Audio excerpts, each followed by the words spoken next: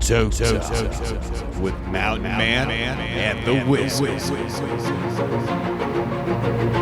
I stood up, shoving the table towards him, hard. "What are you insulting?" I yelled, getting in his face.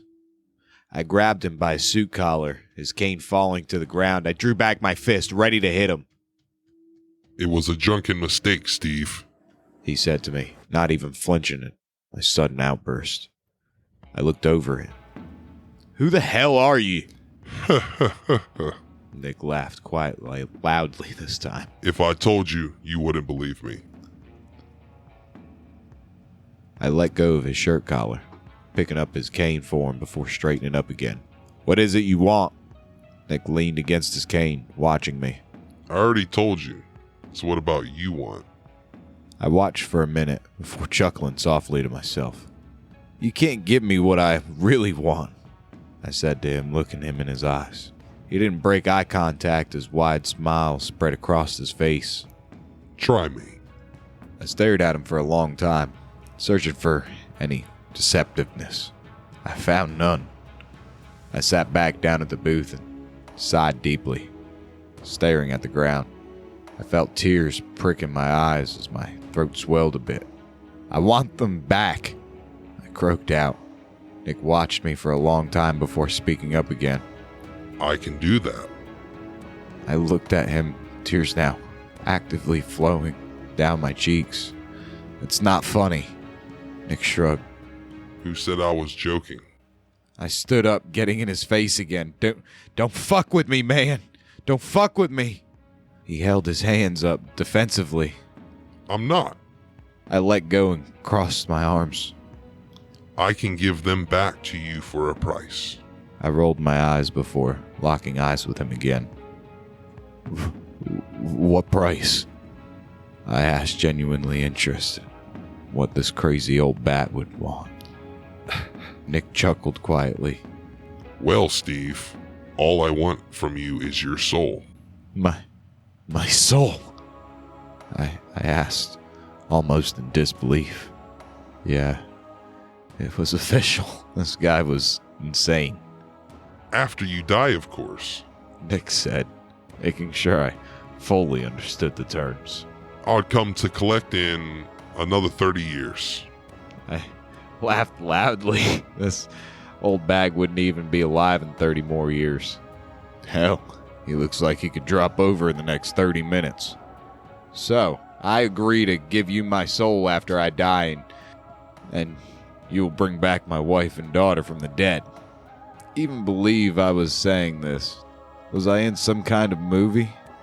Perhaps I was dreaming. "Exactly." Nick replied, short and sweet to the point. "Who are you?" I asked, wondering what kind of drugs this dude was on. "I am the devil." He responded, far more casually than I would have expected. I looked at him. "So, you're the devil. You want my soul?" Nick shrugged. "Yeah." I shrugged. "Hell, I won't need it after I die." I laughed again. "If I agree to this, will you let me go? I just want to go home." I needed to entertain him, humor him so I could get on with my life. Hopefully, I'd leave and never have to think of this weird night again. Nick nodded, extending his hand to me. "Yeah, you won't see me for another 30 years. I shook his hand firmly. It was far hotter than I expected.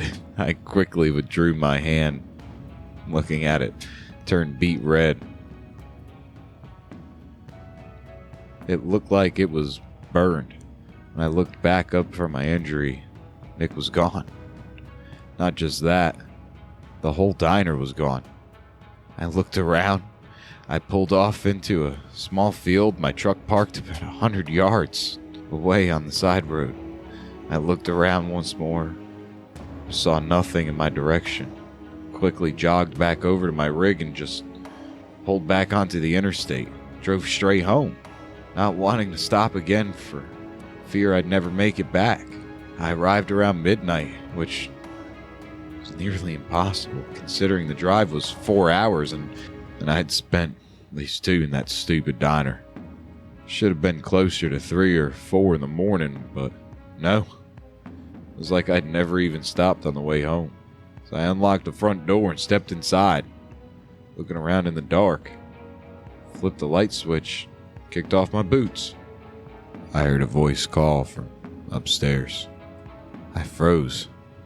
It wasn't just any voice. No, that was Christina's voice. My Christina. The one I'd lost all those years ago.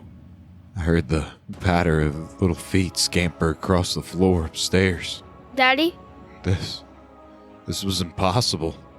My little girl had died 30 years ago. She was only 7 and the prettiest I had ever met. I thought every day how taking her life from her and her mother. Christina? Marie? I called back in disbelief at what I was hearing. Was it possible that Nick was telling the truth? He really was the devil? That meant that I'd really sold my soul. Didn't matter now, though I had 30 years before I'd had to pay up.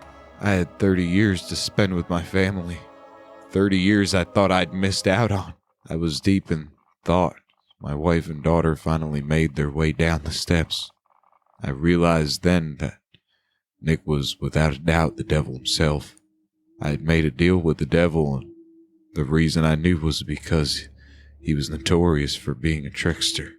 I looked over my wife and child, trying not to vomit. Their skin was black and charred, falling off in chunks all over their body. Their clothes were melted and fused into their skin, and they absolutely reeked. I knew then that these were the next 30 years with them would be worse than 30 spent grieving over them.